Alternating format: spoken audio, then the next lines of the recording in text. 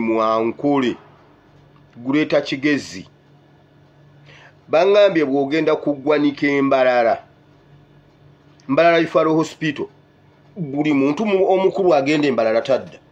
mu ddwaliro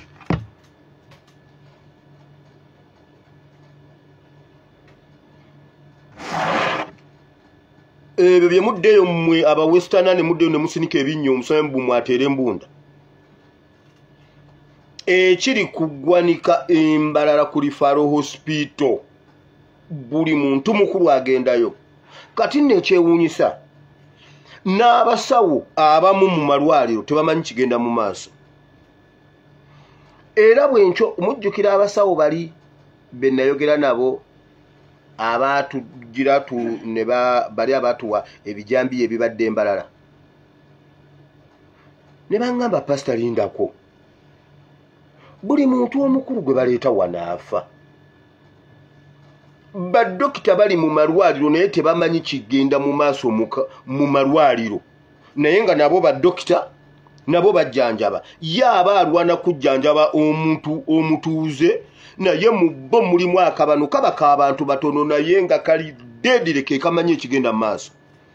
omuntu agenda okuva ku jjute yakoze emisana anyuse ekiro azze waka agenda okudda enkeera ng'omulwadde we gwe yabadde akolako yafudde ekiro n'agamba muzeeyi ono aliwa nti yafudde nti ye muzeeyi namubaddeko muzeeyi yafudde ekintu olwavuddewo n'afa abasawo bali mu malwaliro beebuuza bakijjo wano ku ASPS Mwewile Bible and Politics bangambye Pastor mazima kyoyogera kituufu nabagamba abasajja abo baba n'ekintu babeera mu nsiko nga mu bo mulimu akakundi akalake bayita ekyama akaali kakulirwa Rwigema Tadeo Kanyankole nani be baali bakulira ekyama ky'amapinduzi nga wano babriefinga ne bawa amagye gundi ennungi ennyo mubeere bampisa ne bagira bati we bayise nga bakoze empisa bulungi nnyo ekyama ne kiddayo ne kitirimbula Eruwero abaana enzalwa y'Eruwero bagenda okuddayo nga abazadde baabwe babasaze ku kyalo ne bagamba what Rwigema n'abagamba mulaba bannange obo tekyabakoze kati ate ne babayimbisa oluyimba ekyama ky'amapinduzi ye mama olumbe luli abantu ndabye mama nalina mama wange Eruwero olumbe lwamulyadda ndabye mama nga bo be basaze obalina kewenywera anywako obalina kewerira nawedda nawe ne bakutirimbula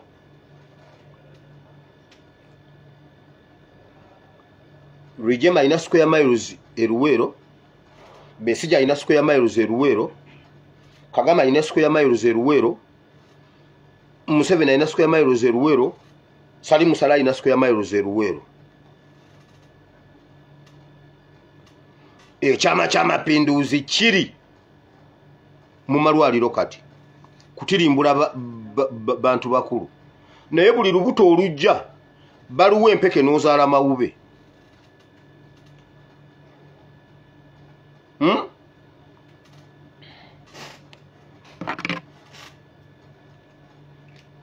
Wulira ekirala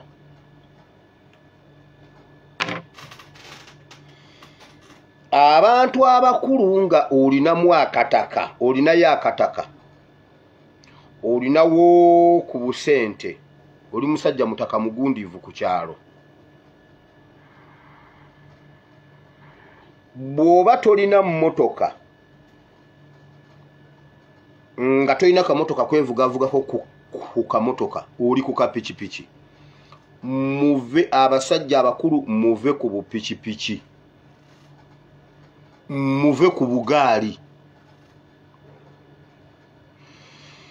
Museveni okuttisa amasasi n'okutirimbula okw'obutemu olw'okuba generation yazuukuka kati abantu abakulu babatirimbula bwe bati wowe tata wa Kasirye oli gwe bakuba gundi esasi mu mutwe wa Nuupu bambi tata we bode emutomedde.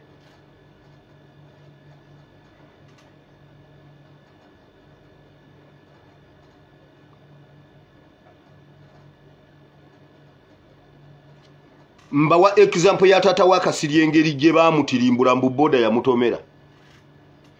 Aba bano bemulaba ku byalo abalima be baba profiling ne batambulira ku muzeeyi ne bamanye ebbanga lyavuga okuva mu simanyi mbwe sawa bweziti abeera ava mu makage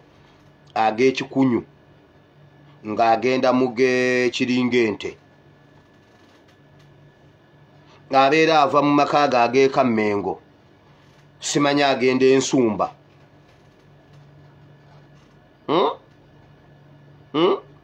ne bakutambulirako ne bamanya ojjira ku kapikipiki kojja ate omugagga omwana n'alyoka agireeta akutunuzamu ntunuze bw'ati muzeeyi wowe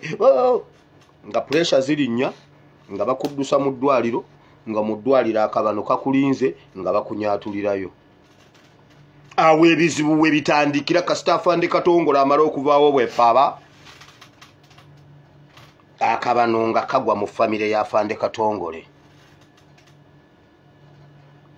Mutunde wo wamma mutunde atondako gwe abadde ajjanja bataatawo oli wira ali eri bweru tundako oziike muzeeyi wo ate Afande Katongole tumuziike mu ttaka temako wano otundeko munange Afande Katongole mama awe ebizibu nga bitandise famire teddayo kutereera kati zakatambye emabega ku kyalo kyo mulina omuzeeyi ali ku accident ani yamutomera eyamutomera mwamumanya byenkugamba zakatambye emabega ojja kakasa nti nakabano kaddala mulina abazeeyi bameka ku byalo aba accident ez'obugaali nga muzeeyi abadde avuga akagaali ke simanya agenda mu makage namba 4 pipi kyevudde eringa edduka omwana abadde amusse era amusse biwedde nga muzeeyi pressure zirinnya ngira bwati bw'oba tolina mmotoka temuddamu kuzunga ku makubo ba muzeeyi ekintu ekibanoonya kinene mubere mu mayumba tumalo balwanirira mu muddeeyo zakatambye emabega bazeeyi bameka abali ku bitanda ku accident eyo mu byalo akabano nakugamba ebyange si byankomeredde oliwadde mbobbi wakanya oliwadde mbobbi noonyerezaako mbyogera misana ttuku gwe ne wejjiramu nga twatadde wana amasimu tugamba buli alina mulirwana we nga muzeeyi wa accident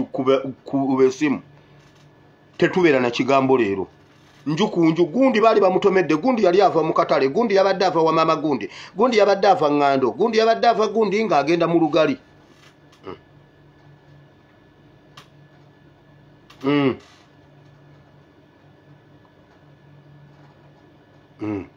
jjajja wange bamukola bati embwezo si bibyo kati tebakyattisa masasi tebakyattisa ki bakubala wano ng'ogulenzi guleeta pikipiki muzeeyi okwekanga obwekanzi bwati kimumala tayinza kuddayo kuddangulu ngali myaka 6 kati akabano nga kamulinda mu ddwaliro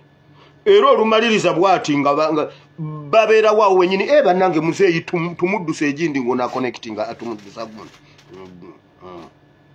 era olumutusawo nga baga bambi mumwanguye mumutwale bakuteeka mu tageti mumala kutunda kibanja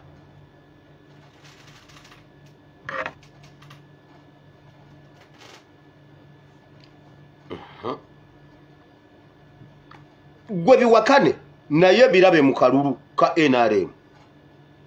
akabano kajjeeyo omutwe butereevu gwoba obiyita byabufuzi siruwala bibyo bino si nno mu byabufuzi luno lutalo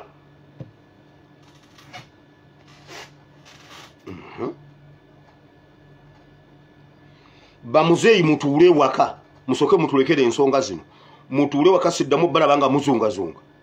ngeze nsanga omuzeeyi mukuba azunga kapikipiki bakukuba ebyuma tokuba ku simu zaffe namwe mbamaze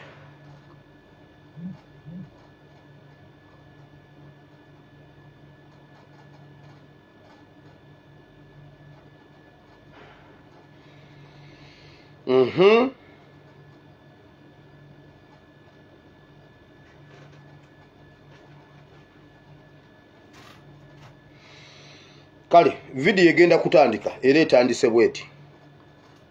waliwo ebikute